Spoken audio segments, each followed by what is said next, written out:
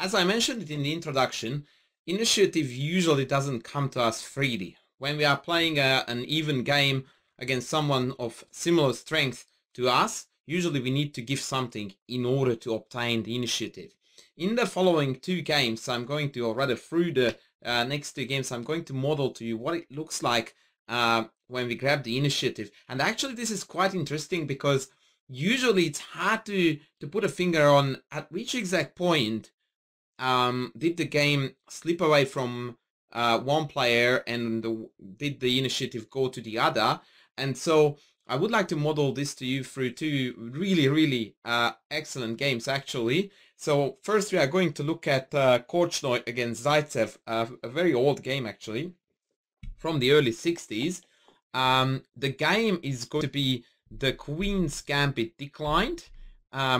Bishop g5, bishop e7, e3, castles, knight f3, all opening theory here. Knight d7, bishop d3, takes, and c5. The old main line used to be here pawn c6, with the idea that then black would take on c4, followed by b5, and then expand on the queen's side, obtaining decent counterplay, and eventually playing c5. The variation went out of fashion for a good reason, because it actually leaves black in a rather passive position. Zaitsev and c5, Korchnoi castled, and after takes, we have got what we very often refer to as the IQP, the isolated queen's pawn structure. Now this structure, by definition, hands the initiative like this to white. And you don't have to be a particularly good player or a player with a very strong sense for obscure concepts like initiative to see that. Because if you look at the board now, you realize that the white pieces are actually very actively placed, whereas their black counterparts are actually rather passive. So we already seem to have what we desperately wanted, which is the initiative. However, in order to get it, we now have to take on board an isolated pawn, which is a weakness. Now, I need to address this though, because it's very important that we understand that an isolated pawn is not really a problem as a weakness in middle game scenarios. They are becoming more and more of a hindrance and problem in endgame scenarios, where actually it's realistic to target them and eventually capture those pawns. But when we are still in the opening / middle game, this is definitely a trump card, and the reason for that is because this is the only pawn in the center. It covers a few important squares, and once again, behind the support of this pawn, we enjoy great piece mobility. We have now the initiative. So what we need to do now as white to use this initiative is to obtain an advantageous position before the game could go into an endgame. Let's see how Korchnoi goes about it. Knight b6, bishop back. Usually when you are playing against an isolated pawn, you try to trade pieces, which is what Zaitsev is initiating here in two different ways. Whereas if you have got the isolated pawn, your objective is to avoid trades, keep as many pieces on the board as possible in order to utilize the greater piece mobility. Now one capture had to happen, so Korchnoi takes the bishop on e7. Note that out of the two black bishops, the e7 one is the more important one, in the sense that it covers two important diagonals, and it's a useful defensive piece because it covers the g5 square, and the c8 bishop is particularly passive. So he trades once and then plays rook e1. Now d5 is already hanging. These are the typical little bits that I really like to point out when we talk about initiative. This, you could say, totally regular developing move. What are you going on about? I'll tell you what I'm going on about it, that this is a developing move with a tempo. Thank you very much, because now d5 is under attack and the pawn on e6 is pinned. So all of a sudden, I didn't just play an ordinary developing move and now it's your turn and you can do whatever you want. No, not at all. What happened was that I played an excellent developing move, and now you are on the back foot because you can do what you want. You must play along the way how I play. You must dance to my music. And that's really unpleasant, right? If I didn't have the initiative, then more or less, if I played a move that doesn't really put any pressure on you, you could pretty much then carry out your plans. That's not the case here. I'm grabbing the initiative by virtue of playing moves that are already good in their own right, but additionally, they create some kind of a nuisance on the other side of the board, calling the shots. Look what black is doing. He's responding to this shot. Is rook d8 a bad move? Definitely not. As a matter of fact, it is probably a move that black would have liked to play later down the track, so we can't really claim that that was a massive win for us. But I still insist that rook d8 wouldn't have been the #1 choice for black in this position when they thought about what to do next, given that this bishop still needs to develop. Rook e1, rook d8, rook c1.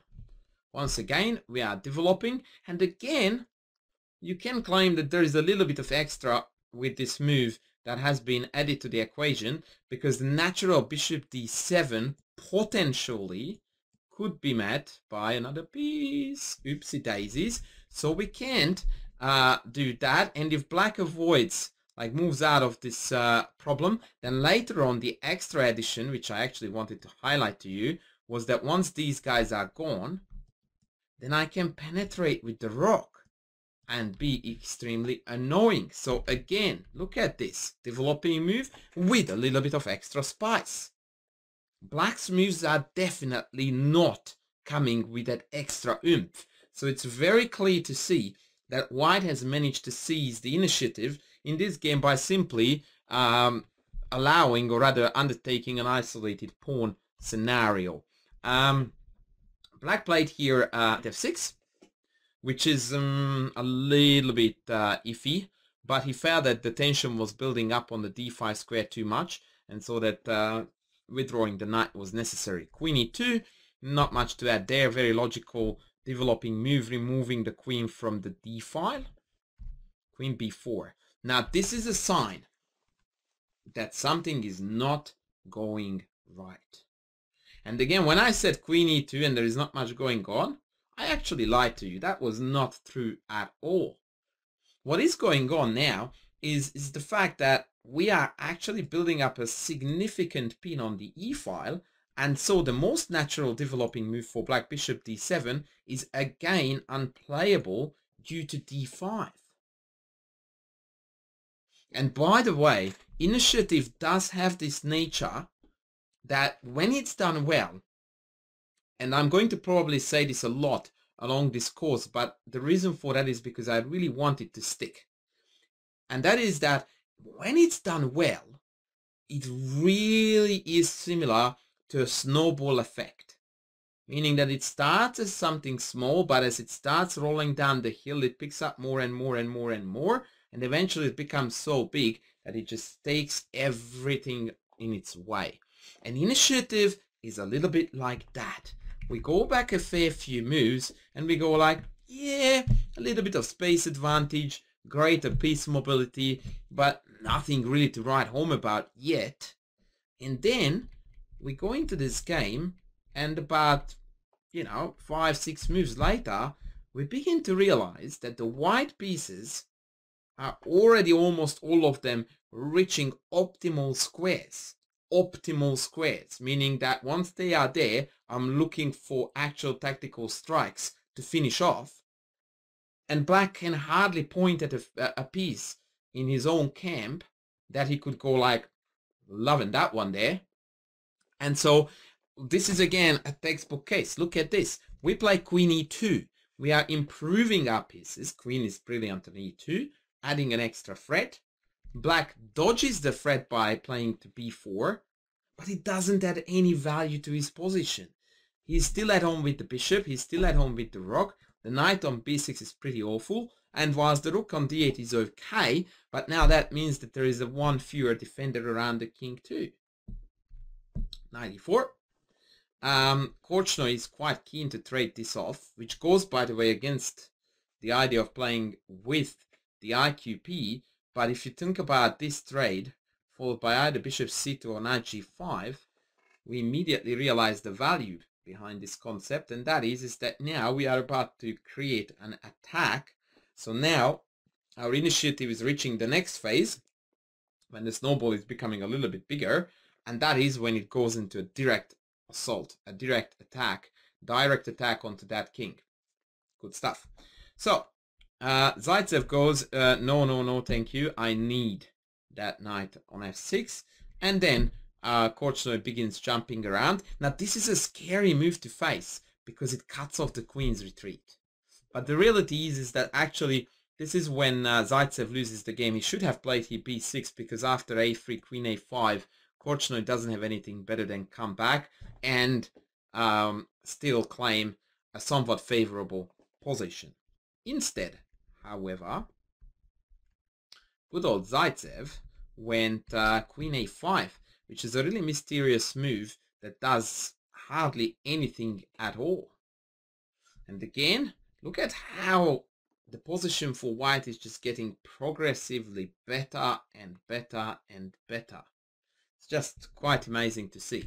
Queen b6, so that was, to say the least, very weird. And Korchnoi again carries on improving his position, playing queen f3. Now the queen and bishop duo are putting a lot of pressure here. More importantly, however, the queen is now eyeing with the f7 pawn, which I did tell you that was a little bit of a lonely dude right after that rook has departed from there. And so Zaitsev, realizing that this was not really going his way, sheepishly put the rook back to f8 so that at least it would function as a great defender. And now, ladies and gents, we are reaching a very important position and a very important moment in this game. Because what happened so far, and this is actually why I like this game so much, because it actually features the concept of seizing the initiative twice, at least twice. So what you see in the board now in front of you is what I was already talking about beforehand a little bit, and that is that the white pieces are about to, in fact right now they have reached maximum potential. What that means is that you cannot possibly point at any white piece on the board that you should put on a better square. They are actually on the absolute perfect squares. The knight on e5 is best, c5 best, the bishop on b3 is great, the rooks are on the open and on the semi-open file. It is as good as it gets. And a lot of players actually struggle in these crucial moments to make the next step. Now there are two ways to go from here. One of them, which is the more common one, is that there is a tactical strike on the board. And that's what you should look for, because when your pieces have reached this maximum potential and your opponent's pieces are still scattered all over the board, that means it's time to go in for the kill, usually. And that already means that our initiative has reached a level where we no longer talk about initiative. We are now talking about a full-on attack, potentially a finish off even. However, in some cases, there still is in that baby stage, our initiative that is, where although our pieces have achieved maximum potential, we still do not have what we want, which is an instant obvious finish off. And believe it or not, but in such cases, the most common response, lower rated players, club level players, and even above, is to either reshuffle pieces by putting them on inferior squares, but usually actually going backwards. And both of them are particularly harmful, but especially the second one. In chess, you hardly ever want to move backwards. Hardly ever. And so what you need to keep in mind is that when you have the initiative and you still can't roll on with a deadly attack, what you need to do is to keep going forward that way. Don't ever look back. All you will see is guys chasing you. Your finish line is that way. That's where you are running. And Korchnoi, knowing this fully well, goes g4. Boomshki, baby. This is what I'm talking about. That move doesn't come free. You look at it and you go like, whoa, that weakens the king. Yep, no one cares. No one cares.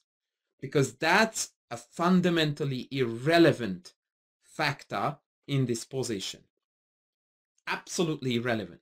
It's like, what's the weather like outside? No one cares. We king, we can't care less. And not because we are too self-confident or cocky or careless or any of the above. No, the reason for that is because we have the initiative. We have the better piece placement. We are calling the shots. It's impossible that these black pieces can actually get to this king. That can't happen. That's impossible. What's happening is that as a result of g4, I managed to pump fresh blood into this attack. I'm going to eliminate the most important defender, which not only is a defender of the black king, but also the supporter of the d5 square. An absolutely top move by the young Korchnoi, approved, by the way, by the engines 52 years later or 50 odd years later. And like I said, a lot of players would be very, very reluctant to play something like that because they misevaluate their increasing initiative versus what we had to give for it, which in this case is a seemingly severely compromised king. In reality, that king is just as safe as it was now. And now our initiative is really, really taking off.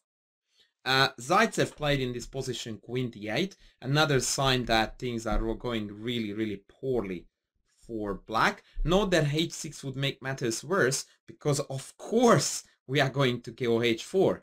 Like, there is no question whatsoever that we are going to follow up, and in fact now after g5 takes, there is a solid chance that we are going to finish this game off on the h file. Thank you very much for your h6 move. And so that was definitely not a possibility. Zaitsev played queen d8, g5, no brainer. Knight goes back, and now we have to play h4 because the pawn was hanging with a check. It's not necessarily part of the attack, but it was a move that we had to play. Note that the bishop has no legal moves because we can just take that for free. And now we really have a lot of unpleasant things in store for black. Black was desperate to change this trend by playing f6 here. And again, that's quite a logical counterpunch. I really like the idea. Trying to dislodge the knight on e5 and just trying to breathe some fresh air because it looks like the position was getting really, really, really passive. And that's a scenario that you never want to be in. I'm thinking that if b6, which is a very interesting move, we might have knight c6 ideas with d5 pawn hanging and then clearing away everything from the c file. Knight e6 looks very juicy. I can even take on d5. Black is just falling apart here so badly. So f6 was a very logical move. And of course, now again, we remember our rules that when we have the initiative, in fact, almost every time, but especially when you have the initiative, you don't go back. We go forward. Forward. That's your direction. And when you don't see a good move forward and you think that you have no choice but to do that, then you look at the problem differently and you go like, okay, I don't want to retreat the knight. It's under attack. Is there a way I can tickle this king? Because what beats us losing a knight? If we can hurt the king real badly and or win something back that is even more than a knight, well, we are going to do both. Because after g6, of course they can't take because check picks up the free rook on f8. Now that is huge. And so, in this position, Zaitsev decided that this was time to seal off the king side with h6. And again, this would be great defense if it wasn't for the fact that Korchnoi already in 1962 knew my absolute ultimate chess rule, which was never go back. That's not how you seize and or build initiative. The way you build initiative is by constantly putting the pedal to the metal and always adding more fuel to the fire. So now we are penetrating very deeply into enemy territory, but we are also creating very, very nasty and very numerous threats, in fact.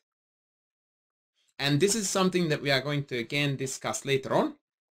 And that is that when someone's initiative is taking a size that is already more than worrisome, the best way to slow it down and in fact change a trend is almost always material investment. Sack something away in order to slow down your opponent's initiative is the ultimate defense. And once you reach a certain level in chess, you will find that it comes to you automatically. Like that's like an instinctive response is that you just eliminate that knight. It's not possible that black can live with it. And now you hope to sigh a bit of a sigh of relief here. However, unfortunately for black, the position is already so bad that even after eliminating two of the most annoying attackers from the position, the king is still terribly exposed. But more importantly, white still retained the initiative. My pieces are still looking very, very menacing, and the black army is just shattered all over the board like a defeated army. And remember what I told you a couple of minutes ago about pieces having reached their full potential? That's what we have on the board. You look again and you go like, can't think of a piece to be placed on a better square than where they are right now. And what that means, remember what I told you, is that it's either begging for a tactical finish, or we will have some means to again increase the already existing initiative. And that was about 5 moves ago when I played, rather Korchnoi did, g4. Now, however, it goes into reverse. No need for initiative anymore. It goes into the next stage, absolute destruction. And as per usual, by the way, the destruction happens on the square that seems to be the most heavily fortified. Knight takes e6, bishop e6, rook e6, king e6, luring the king out. Note the incredible number of weak white squares, by the way.